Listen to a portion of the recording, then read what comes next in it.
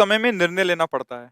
तो हमें किसकी सुनना चाहिए, मन की या बुद्धि की? कौन सही होगा और किसे अपना मित्र समझना नहीं, चाहिए? निर्णय तो केवल बुद्धि ही करती है, मन तो संकल्प बनाता है। मन निर्णायक थोड़ी होता है। मन के ऊपर निर्णायक बैठा हुआ है बुद्धि, और बुद्धि के ऊपर निर्णायक है संत वचन शास्त्र वचन। तस्मात् शास्त्रम प्रमाणम ते कार्या कार्यो व्यवस्थित हो। क्या अकार्य है क्या कार्य है, बुद्धि भी गलत निर्णय कर सकती है। हमें उसकी जांच गुरुवाणी से, संतवाणी से या शास्त्र से, हमें उसको प्रमाणित करके तब फिर बुद्धि के निश्चय को स्वीकार करके उसके अनुसार संकल्प बनाते हुए क्रिया करना है। कोई भी परिस्थिति आई है तो पहले धैर्यपूर्वक भगवत स्मरण में रहो, फिर बुद्धि को देखो ये जो निर्णय कर रही है ये शास्त्र और संतों के अनुमोदन के अनुसार या विरुद्ध में है। विरुद्ध में है तो फिर नहीं, फिर वहीं रोक दो उसको। और अगर अनुकूल, ऐसी आज तक हमें कोई बात नहीं जिसका उत्तर हृदय से न मिला हो, सबके हृदय में है। पक्का खूब गौर से देखा है हमने, आप लोग भी देखिए।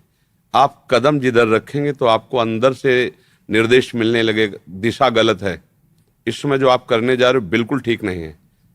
पर अपने लोग सुनते हैं, समझते हैं, पर वो बात नहीं मानते। वही गुरुदेव बैठे हैं अंदर सबके, मतलब ऐसे स्पष्ट आज्ञा देते हैं कि अगर आप उनके अनुसार चल जाओ तो तुम जीवन में विजयी ही विजयी रहोगे। हम मतलब बहुत सूक्ष्म बात है ये।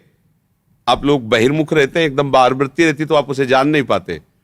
पर आप देखिए जहां आप सतमार्ग की तरफ चलेंगे तो मन घबराहट पैदा करेगा, पर बुद्धि आपको सहयोग दे देगी, मार्ग सच्चा है, चलो। अब गलत की तरफ जैसे मन जा रहा है तो एक बार अंदर से निर्णय आएगा कि आप गलत कर रहे हो, आपको ऐसा नहीं करना चाहिए, बस दोबारा नहीं आएगा। फिर वो आपको सहयोग देने लगेगा, चोरी करना है यहां से भागो, ऐसे करो, वही आपको सहयोग देने लगेगा। पहले निर्णय करेगा ये तुम वो अपराध करने जा रहे हो जिससे तुम्हारा नाश हो जाएगा, जो होगा देखा जाएगा, हाँ तो चढ़ो यहां से, चढ़ो, ऐसे जेब काटो, ऐसे, वही आपको निर्णय देने लगेगा। अगर पहले सूत्र को समझ जाए, उसी सूत्र को महात्मा समझते हैं, संसारी आदमी नहीं समझते, क्योंकि उसी को अंतर्मुक्ता कहते हो, अंदर बैठा एकदम चिंतन में, ठीक है, हाँ ठीक है। तो जब हम महात्माओं की बात सुनते तो हमें आनंद आ जाता है, क्योंकि वो अपनी बात मन की नहीं कह रहे, उसी निर्णय की, जीवन भर उसी निर्णय पे चले, तो उसी की जब बात कहते तो आपको लगता है तो मेरे मन की बात है, ये तो मेरी बात है, क्योंकि वो मन सबका उसी माया से चल रहा है ना, उसी को उन्होंने देखा है, उसी का अनुभव किया, उसी को चलाया है, तो उस बात को समझे। निर्णायक बुद्धि है, और बुद्धि ठीक निर्णय कर रही है या नहीं, इसके लिए शास्त्र और संतवाणी प्रमाण। मन का निर्णय ठीक नहीं है। ये तो बड़ा विचित्र देवता है। कबहू मन रंग तुरंग चढ़े, कबहू मन सोच करे धन का, कबहू मन नारी प्यारी लगे, तो कबहू मन त्याग चले बन का। इसमें क्षण क्षण की प्रवृत्तियां, अब कौन सी इसकी बात माने?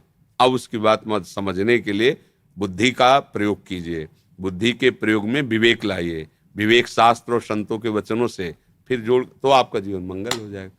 पर अपने लोग कितने विवेक का आश्रय लेते हैं, बस यही फेल हो जाते हैं। जहां एकदम कोई मन की प्रेरणा आई, वो अंदर रोका जा रहा पर होता है कि देख लेंगे जो होगा, चलो कैसा करते हैं, है नहीं? तो हमको वहां संभलना है। साधना इसी बात की होती है कि हमको आए हुए वेग को विचार पूर्वक प्रयोग करना है। वेग को सहन कर पाना ये संसारी पुरुष का लक्षण नहीं है, ये भागवतिक पुरुष का लक्षण है। सब वेग में बह रहे, जो इन वेगों को कंट्रोल करके और विवेक के द्वारा चलता है, नहीं नहीं ठीक, वो जलन हो रही, मन कह रहा है पर शांत हो, वो धीरे धीरे साधना के द्वारा ऊंचाई पे चढ़ जाएगा। संसार का व्यक्ति वेग आया, अब कुछ भी हो, कितना भी रुपया लगे, कैसा भी हो, ऐसा वो इस तरह बह जाएगा। अपने लोगों को जो सत्संगी जन, ऐसे नहीं बहना, विवेक पूर्वक विचार पूर्वक कदम रखना है। क्योंकि फिर जो गलती हो जाती है, वो जब पौधारूप वृक्ष बनता है, काटने से फिर नहीं कटता, वो भोगना ही पड़ता है। भगवान ही क्षमा कर दे तो है। तो अब जैसे लोग गलतियां करते हैं और उस पर ध्यान नहीं देते हैं, तो जब आगे वो परिस्थिति में आएगी गलती, वो आपकी परिस्थिति को चौपट कर देगी। अब आपको लगा भगवान का क्या बिगाड़ा था हमने, भगवान ने ऐसा कर दिया। भगवान ने नहीं किया, वो आपका कर्म है। हमने तो जीवन में ऐसा नहीं किया, तो इसी जीवन में तुम थोड़ी पैदा हुए हो। लाखों करोड़ों जन्म तुम्हारे हो गए, तो तुम्हारा लाखों करोड़ों जन्मों की कमाई जमा है, अच्छी या बुरी दोनों भोगने पड़ेंगे। जैसे कई बार देखा जाता है कि ज्यादा ज्ञान भी नहीं है और ज्यादा मतलब, लेकिन अरबों रुपया का हिसाब किताब उसके पास है, और तुम बहुत पढ़े लिखे हो, बहुत सब ज्ञान है, इंजीनियर, सब गोबर डालने को मिल रहा है, ना कोई काम मिल रहा है, ना कोई मिल, ये उसका पूर्व संचित पुण्य है कि किसी काम का आदमी नहीं, 2 कौड़ी का दिमाग है पर वो अरबों पे खेल रहा है। हम बहुत विवेकवान, बहुत बुद्धिमान, लेकिन ठीक से रोटी खाने की व्यवस्था नहीं हो पा रही। ये पूर्व कर्मों का हिसाब चल रहा है। बहुत मेहनत कर रहा है, धर्म से चल रहा है, लेकिन कुछ नहीं बन पा रहा, शराब पी रहा है, गंदे आचरण कर रहा है, भाई वो मारा घूम रहा है। तो इसी में लोग चकरा जाते हैं कि गंदा आचरण कर रहा है फिर भी मौत से है, हम सही चल रहे हैं फिर भी दुख से हैं। तो ये संशय न रखे, पूर्व हिसाब किताब चल रहा है।